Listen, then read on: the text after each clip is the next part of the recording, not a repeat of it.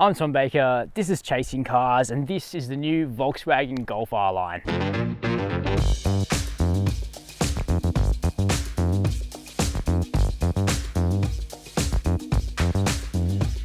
If you're a subscriber to Chasing Cars, and I encourage you to do so below this video, you'll know that we've been pumping out the new Golf content in recent weeks. And that's because the arrival of any new generation of the Volkswagen Golf is a big deal in the car industry. The previous Golf was regarded by a lot of people as the benchmark small car, and the Mark 8, although quite similar under the skin, has a number of radical changes on the surface. The design outside is part of it, the interior is an even bigger part, and there are things like a new form of automatic gearbox that goes to a traditional torque converter arrangement rather than the previous dual clutch.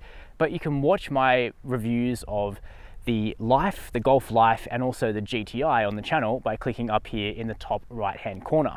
Today though, we're focusing on this, which is the R-Line, possibly the best looking of all of the new Mark 8 Golfs so far, keeping in mind that the full fat Golf R will only arrive in Australia at the beginning of next year. Now the R-Line in the previous generation was an option package on the top spec Golf Highline. Now it's a model all of its own. The R-Line has the same engine as a standard Golf, a 110 kilowatt turbocharged 1.4 litre, but it has adaptive dampers and it has the same variable steering ratio as the hot hatch Golf GTI.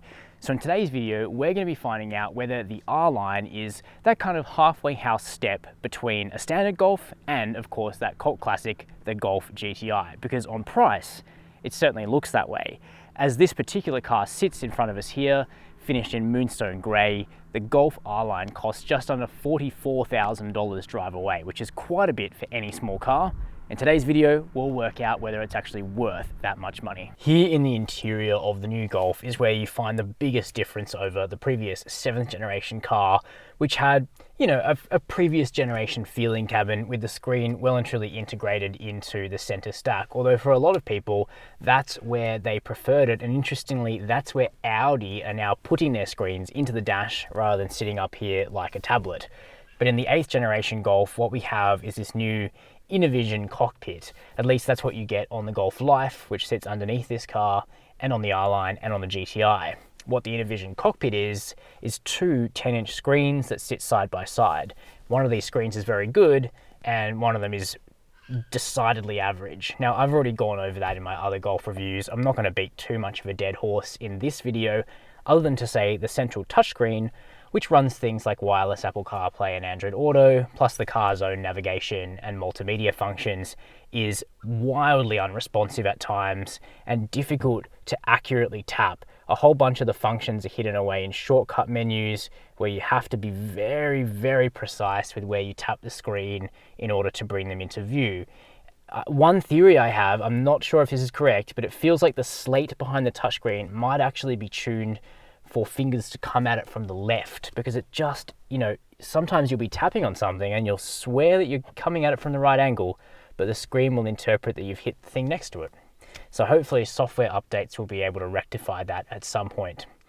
It's not helped by the fact that there aren't physical controls for the climate control, the volume, the tuning, so all of those things have to be done by tapping around the screen. Thankfully, you do come into welcome relief when you look at the screen in front of the driver, which is the virtual cockpit. This is controlled by the touch controls on the steering wheel, which I know some people have complained about, but to be honest, I get on with them fine. The accuracy of these buttons is okay. And here on the screen, you can easily choose different modules. You can put a full map in your view. You can put a traditional rev counter and speedo.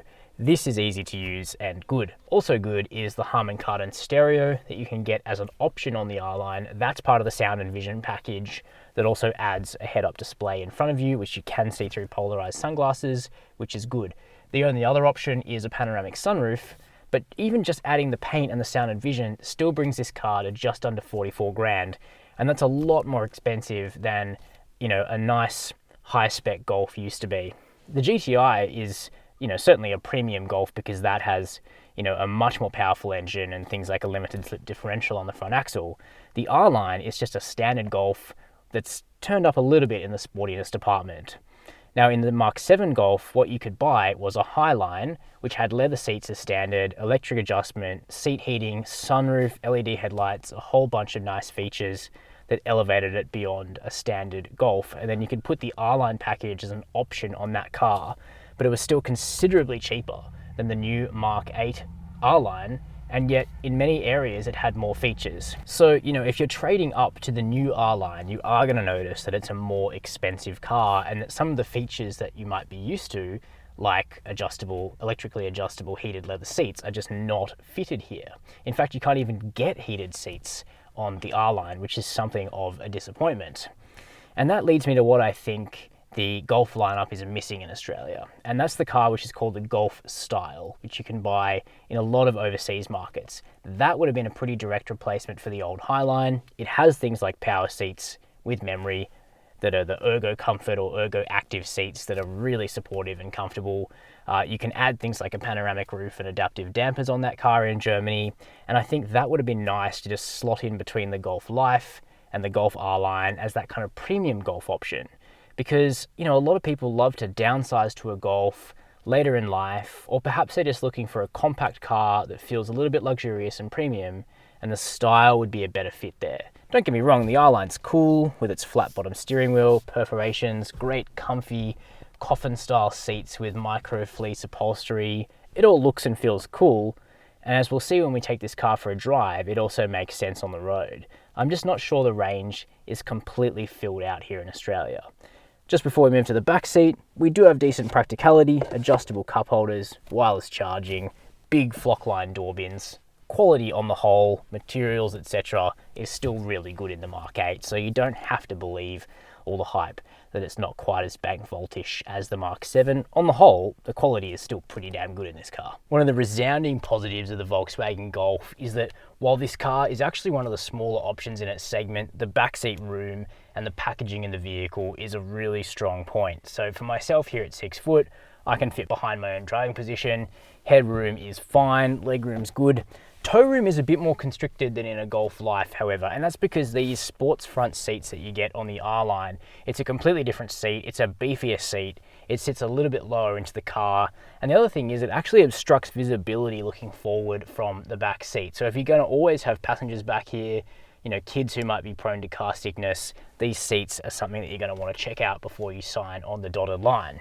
But as for the back seats, they're comfortable, the seat base is inclined quite upwards, so your legs are supported, as you can see for myself here, and the amenities back here are pretty good. Every Golf comes with rear air vents and 3-zone climate, which is really impressive. Equally, here in the R-Line, we have USB-C ports here in the back to charge devices, and a flip-down armrest with 2.5 cup holders and a pass-through to the boot.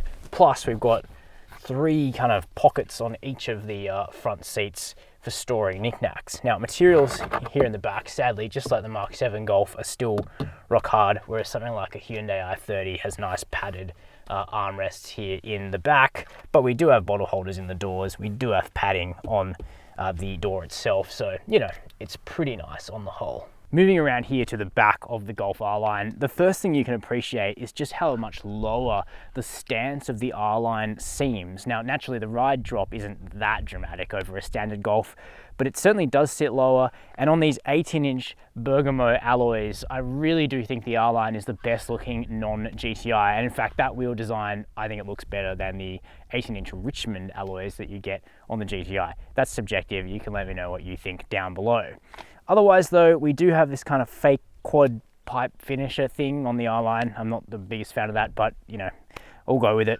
And this Moonstone Grey, it's $300. If you're into this kind of flat battleship grey trend, then you'll like this, but you can get a whole bunch of other nice colors as well. Now, the boot is manual, that's okay, very assisted with these struts. Opens up to reveal a 381 litre boot, so that's 1 litre bigger than last year's model. We still have fun tricks like the dual height boot floor here, which lets you fit in all 3 of the chasing car's suitcases, and underneath that boot floor you also find a space saver spare, which gives you a little bit more confidence in this car. Plus you get cubbies off to the left and right, you get a nice thick cargo cover, and partially because the R-Line does sit lower than the other Golfs, it's actually quite easy to close that boot. Last thing before we take the new Golf R-Line out for a drive is a chat about the running costs of this small car. First of all, insurance. In the last 12 months, the median budget direct customer spent $985 to comprehensively insure a new Volkswagen Golf. Of course, everybody's premiums vary based on things insurers take into account, like where you live, how you garage the car, who drives the car, and your driving history, etc. On the fuel consumption front, the 1.4 turbo used in most Golf models is pretty consistent, and in our testing, it tends to score around 7.5 litres per 100 kilometres in combined driving, although on the highway you will get that a lot closer to 5 litres per 100 Ks. Servicing, the cheapest way to do that is to purchase a care plan when you buy the car, and 5 years costs $2,100, while the warranty on the car is 5 years with unlimited kilometres. So what is the Volkswagen Golf R-Line like to drive? Well, naturally, being a Golf, it shares a lot in common not only with the Mark 8 Golf, but also with the Mark 7 Golf, because underneath the skin of this car, it's still the same MQB modular transverse platform that sat underneath the previous Golf. However, it does have some enhancements and some refinements here in 8th generation form. There are also some other mechanical changes which you'll either perceive as a benefit or at least as an interesting, depending on your perspective, and I'll come back to that in just a second. First of all, let's talk about what's under the bonnet, because unlike most other markets which get a 1.5 litre turbo, Australia literally has the carryover 1.4 turbo from the old Golf. Now, on the surface, that might sound like we're getting left behind, and in an emissions sense, I suppose we are, because the new version, the 1.5 TSI Evo, does have a lower CO2 figure. However, in every other attribute, the 1.4 turbo is still the best engine in a car like the Golf, compared to things like the 2 and 2.5 litre Mazda 3, the 2 litre Toyota Corolla, and particularly either the 2 litre or the 1.6 turbo in the Hyundai i30 or the Kia Cerato. The Volkswagen Golf is just so refined in the engine department. The figures of 110 kilowatts of power and 250 newton meters of torque may not look like that much to write home about, but it's the way the car delivers that power and torque, the ease of it, and the fact that it just feels effortless pretty much all the time that sets this car apart and makes it feel more refined than virtually anything else in the segment, and honestly as nice as a medium car or a large car in a lot of ways. It doesn't feel like an econo box, if you know what I'm saying. Where the big change is mechanically is that the 7-speed dry dual clutch automatic is gone, and that was the standard transmission across most of the Mark 7 Golf lineup. In its place is an 8-speed torque converter unit produced by Aisin and tuned internally by Volkswagen. And in some ways this gearbox is better. It certainly doesn't have the roll characteristics of a dual clutch, and its low speed refinement is probably a touch better in most cases, but it definitely isn't as snappy as the dual clutch was. And I actually think where Volkswagen had managed to get the previous DSG to from a refinement perspective was really impressive. After 15 years of iteration, that's probably not that much of a surprise. Now, the 8-speed auto is not Volkswagen's priority for this car. Europe still gets the 7-speed dual clutch, which continues to develop. And in fact, with Australia's emissions standards changing more rapidly than we expected them to, the dual clutch may even return for our specification of the car. And I'm starting to think I might be the only one that would like that. But that's okay, because I have confidence in those convictions, but I also don't mind if you prefer the 8-speed torque converter. The things I don't like about it though are that it doesn't feel tuned that well. For example, when you take off from a start, first and second gear can be really overexcited in this car and rev right out to, just 5,000 revs or something, where it's just making too much noise and it isn't really helping because the peak torque of this car is delivered just off idle. So short shifting is actually the name of the game in a Mark 8 Golf. Speaking of short shifting, we do have paddle shifters. The gearbox does change manually, really smoothly and slickly, so it does obey your commands really well. Either way though, it's a much of a muchness. I would say the R-Line falls halfway between a Golf Life and a GTI in terms of sporting character. And for a lot of people, that's going to appeal. Now the ride on the 18s is definitely less pliant than the 17s, but it's still really good, settled and absorbent. It's just you definitely feel those cracks and edges in the road more on these lower profile tyres and 18-inch wheels, which are quite big for a Golf. Refinement though, it's good. There's a little more road noise than I would like. We've got the Bridgestones on this car, which are a noisier tyre, but I think it's entirely livable.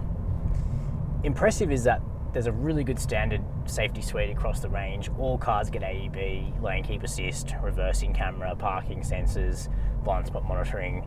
All that stuff is standard, which is really, really impressive. The R-Line gets things like better headlights, which give you a really crisp view at night with a high beam that shields oncoming cars, so you can basically have it on all the time without worrying that you're going to blind people, and that works really, really well.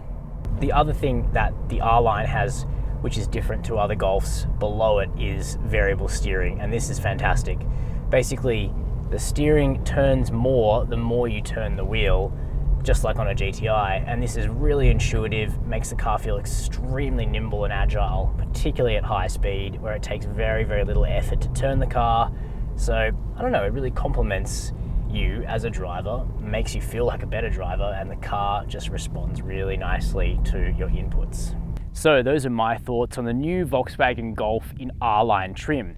Now look, I think the R-Line is the most convincing of the non-GTI Mark 8 Golfs. It feels like a very complete car. It has those awesome, comfortable sports seats up front. It has the drive modes that really let you pick whether you want a comfortable commuter or a slightly sharper car to take out for a sporty drive. But as I said, what I think the Mark 8 range is lacking is the Golf style spec that you can buy overseas, and hopefully Volkswagen chooses to bring that car to Australia in the future. Let me know what you think down below this video. While you're there, make sure to hit subscribe if you haven't already, hit that notification bell, and as always, thanks for watching Chasing Cars.